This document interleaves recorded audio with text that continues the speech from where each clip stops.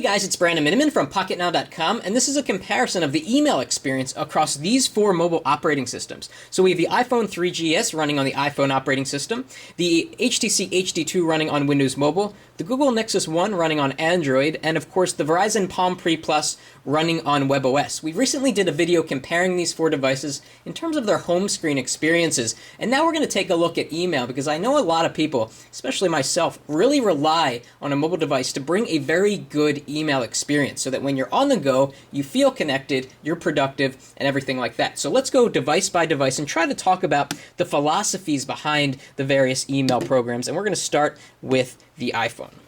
Okay, so here we are with the iPhone. I'm going to unlock the screen, and right off the bat, we have no information about any new emails. And this is an important thing to note because some of the other devices you're going to see do give you information if you have any new emails, so you don't actually have to unlock the device to start. So here we are. We're taken to the icon screen, as I like to call it. And right off the bat, we can take a look down at the mail icon and say, okay, it says 3 right now in the upper right corner.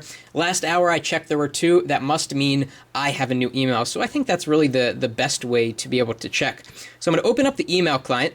The email on the iPhone 3GS is very slick and very smooth and very fast. I think that's one of the best parts about it. So here I've sent myself a test message, and within it is a picture. Pictures show up perfectly. I don't have to download them. I can pinch to zoom with the very, very smooth multi-touch. I can move around on the screen. Does a really good job at supporting HTML emails and really lets you see emails as you would on the desktop.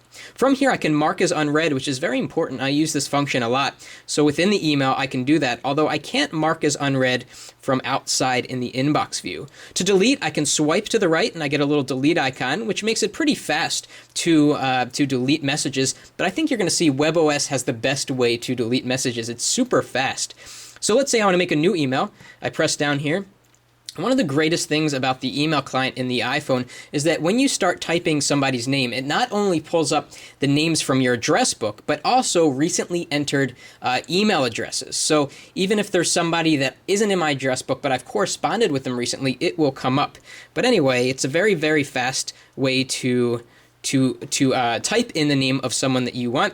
Subject, hello, and very quick and easy. Press send and you're done.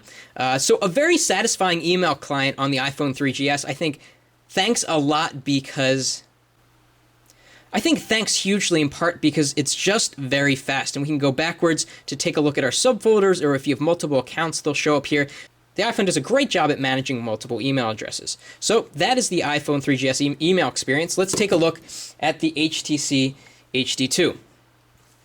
Now, something unique about the HD2, or this is for Windows Mobile in general, is that I don't need to unlock the device to see if I have new email. I can tap here and see that I have 3 new emails already. And I can slide to the right to go right into my email application. But before I do that, I want to show you something else unique about the HD2. I can preview my email right within TouchFlow 3D. And of course, this is an HTC enhancement, but it's really helpful because I don't have to open my email client. I can just dig through my emails through this screen. And if I like what I see, I can tap on an email, I can reply to it, or I can go straight to my inbox.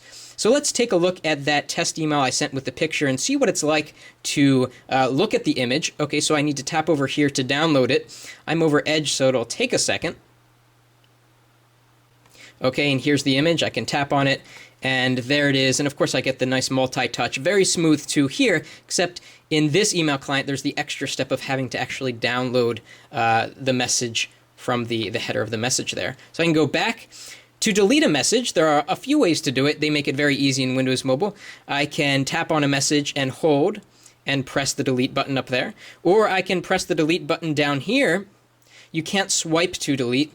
Also, another thing I like about the email client on Windows Mobile is that from the inbox screen, I can mark something as unread, which is very handy. I don't have to go into the email to mark it as unread. And now let's make a new email. So quite simply, go to Menu and New, and I'm going to type Brandon. And again, it pulls from my address book, but in this case, it won't pull from things that aren't in my address book. And I can type hello again and press the send button, and it's off. So another thing that I really like about the email client on the HTC HD2 or in Windows Mobile in general is that it has very good integration with Microsoft Exchange. So I can search my company's address book. I can search the server for emails that I wrote a year ago. It's quite remarkable. Microsoft devices will always have the best Exchange integrations. So the HD2 has a really fantastic email client. It's fast, probably not as fast as the iPhone 3GS just because it's not as refined. There are some extra steps to do certain things. So let's take a look at the Google Nexus One.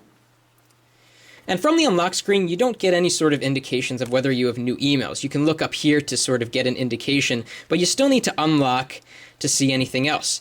Now from here, some of the Android devices that are made by HTC will actually allow you to have a widget that ties into email and kind of give you that TouchFlow 3D-like view of peeking into your email without actually having to open the application. But on the Nexus One, we can go right into the email application, and here we are, and you can see the emails are piling up because I keep sending myself test messages. And from here, let's open up that test email with the image, and over here we have to get it to fetch, and it's going to come through pretty fast. And just like the last two devices, this has multi-touch, so we can pinch to zoom, we can see it in its full glory, and it works quite well. And so we can press the back button to go to the previous screen to see our message list. If we want to delete a message in the Android operating system, it's very similar to how you would do in Windows Mobile. You tap and hold, then you get the pop-up, and you can delete. So I'm going to press the back button. Swiping will not do anything in Android. To mark as unread, you can also do a tap and hold and go to mark as unread there. So again, you don't have to actually go into the message to do mark as unread as you have to do in the iPhone. So let's make a new message. I'm going to press the menu button here, and then I'm going to click on Compose. And let's do what we've been doing all along. I'm going to type my name. And here we are. And I'm going to type, hello. I've been typing lots of hello messages. Send, and there it is. A very nice email experience too on the Google Nexus One. There's a lot of taps and holds. They don't have menu buttons along the bottom to make it easy to quickly delete a message like you can do on the HD2 or quickly send a message. You always have to dial into this menu system, which is okay. It helps to maximize screen space. And finally, let's take a look at WebOS.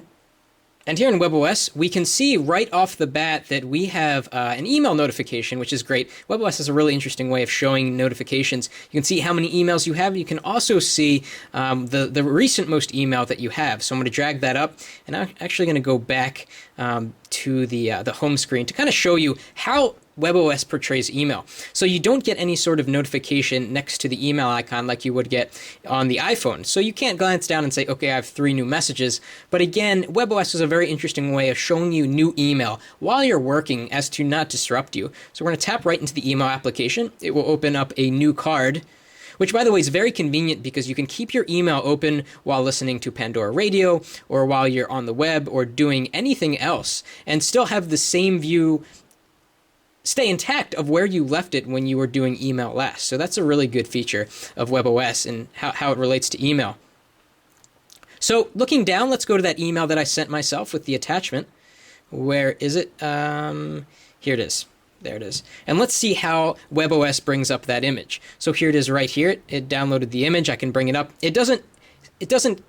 It's not included within the email, but again, we can do pinch to zoom just like we can do with all of these other devices. They're all multi-touch, and it's very smooth, very easy to use. We can rotate into landscape, or at least we should be able to. It doesn't look like it's working for me there. And then we can copy it into the photo application, and we can swipe backwards to go backwards. That's how WebOS goes to the previous screen. And we have buttons along the bottom that we can use to delete things. Now, I mentioned that WebOS has the best way to delete emails, and this is how you do it. You swipe it off the screen. The quickest and easiest way that I've found yet to delete an email. On the iPhone operating system, you can swipe to the right, but then you get a delete button. So that's really 2 steps. Here in WebOS, it is just 1 step, which is really quite fantastic. Now from here, you cannot mark items as unread. You can't do a tap and hold like you can in Windows Mobile and in Android. So you have to go into the email to do that sort of thing. And I haven't even found a way to mark an item as unread within an email. So here we have reply, forward, reply all. and that's really it. I'm sure there's got to be a way to mark as unread, but I just haven't found it yet. They don't make it very easy to find. Now, to make a new email, we tap the new message button here. It opens up a new card, and we can start entering information with the slide down keyboard here. And so I'm going to do another email to myself. And it's searching the global address book. It's not as fast as the other devices that we've tested, but it's quite good. So I'm going to type, hello. Got to get used to this keyboard. And then I'm going to send it off there, and it is gone. It says sending email down there on the screen. So I'd say that the implementation of email on WebOS is the least sophisticated of the other operating systems, and it's also not as fast. Even though this is the Palm Pre Plus with an upgraded processor and more RAM, I still find it to be kind of slow, and especially when you're multitasking. Obviously, that's going to use a lot of RAM, but some of the time I go into my email, I've got 2 or 3 applications open, and it gets really slow.